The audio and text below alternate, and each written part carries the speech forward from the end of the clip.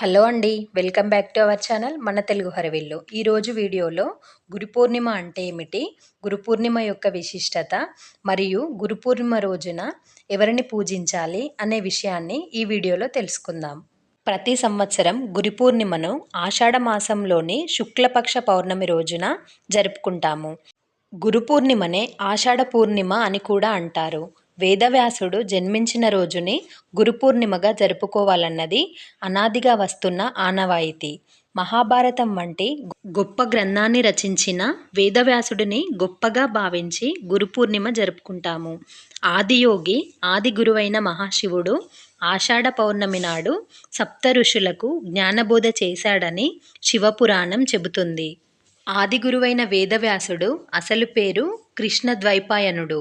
వేదాలను 4 భాగాలుగా విభజించి వేదవ్యాసుడయ్యాడు. వేదాలతో పాటు మహాభారతం, భాగవతం, అష్టాదశ పురాణాలు రచించాడు వ్యాస మహర్షి. ఆయన అందించిన ఆధ్యాత్మిక వారసత్వం కారణంగానే వ్యాసుడిని ఆదిగురువుగా కొలుస్తారు.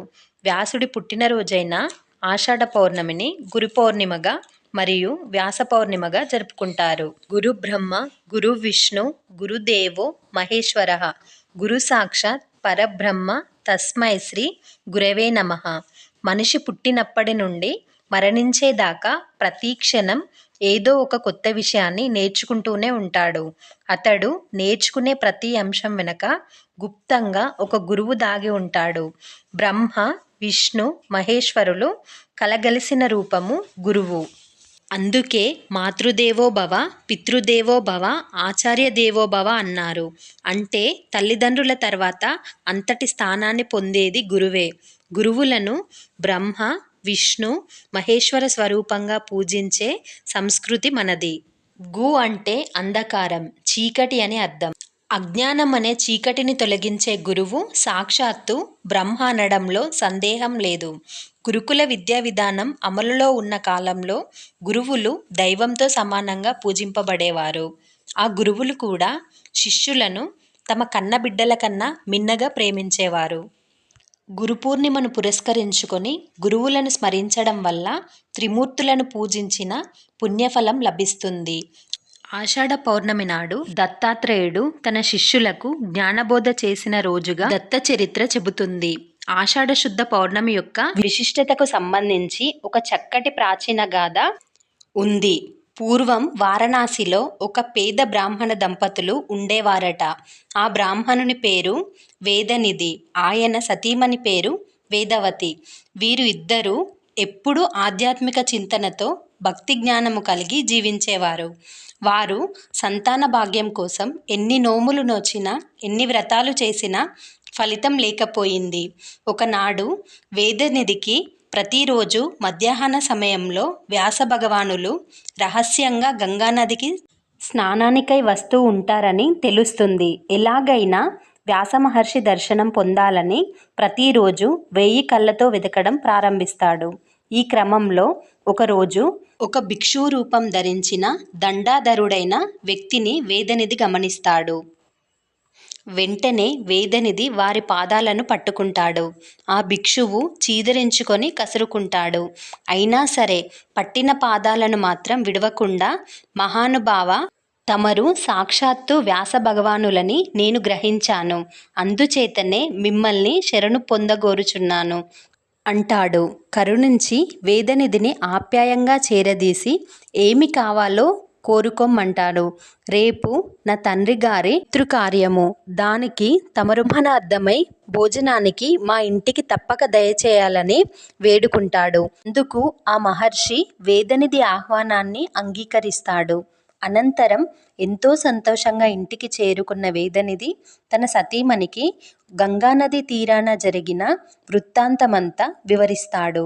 మరుసటి రోజు ఉదయమే ఇచ్చిన మాట ప్రకారం వారి గృహానికి విచ్చేసిన వ్యాస మహర్షిని ఆ దంపతులు సాధారణంగా లోనికి ఆహ్వానించి అతిథి సత్కారము చేసి పూజిస్తారు. అనంతరం దేవతార్చనకు తులసీ దళాలు, పువ్వులను సిద్ధం చేస్తారు. వారి పూజ అనంతరం ఎంతో శుచిగా వంటకాలను సిద్ధపరిచి శ్రాద్ధ విధులను విధివిధానంగా నిర్వహిస్తారు. అనంతరం ఆ దంపతులు వ్యాస మహర్షికి సాష్టాంగ నమస్కారం చేస్తారు. వారి ఆతిథ్యానికి ఎంతో సంతోషపడి ఆ మునిశ్రేష్ఠుడు, ఓ పుణ్య దంపతులారా, మీకు ఏమి వరం కావాలో కోరుకోండి అని అంటాడు.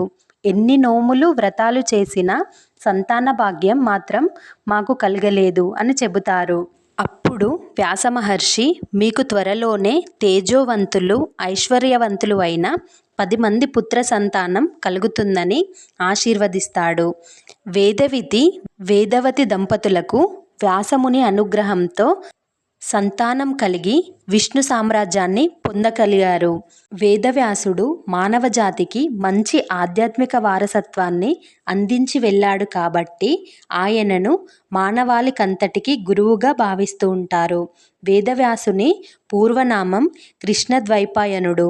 వేదకాలపు సంస్కృతినంతా 4 వేదాల్లో ఆయన సంకలనం చేసిన తర్వాత ఆయనను వేదవ్యాసుడిగా పిలవడం ప్రారంభించారు. పూర్ణిమ నాడే కొంతమంది సత్యనారాయణ స్వామి వ్రతాన్ని నిర్వహిస్తూ ఉంటారు. షిరిడి సాయిబాబా ఆలయాల్లో ప్రత్యేక పూజలు నిర్వహిస్తారు. ఈ రోజున గురువులను సత్కరించి వారిచే ఆశీర్వాదం తీసుకుంటే చాలా మంచి జరుగుతుంది.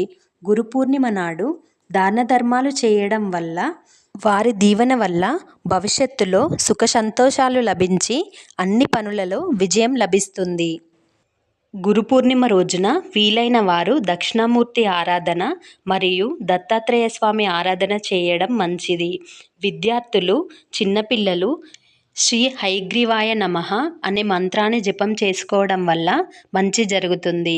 మన జీవితానికి మార్గనిర్దేశం చేసి ముక్తి వైపు నడిపించిన గురువులను ఈ రోజున స్మరించుకుంటూ మన అందరిపై గురువుల ఆశీర్వాదం ఉండాలని కోరుకుంటూ అందరికీ గురు పౌర్ణిమ శుభాకాంక్షలు. ఈ వీడియో కనుక మీకు నచ్చినట్లయితే లైక్ చేయండి, షేర్ చేయండి, కామెంట్ చేయండి. వెంటనే మన ఛానల్ని సబ్స్క్రైబ్ చేసుకోండి.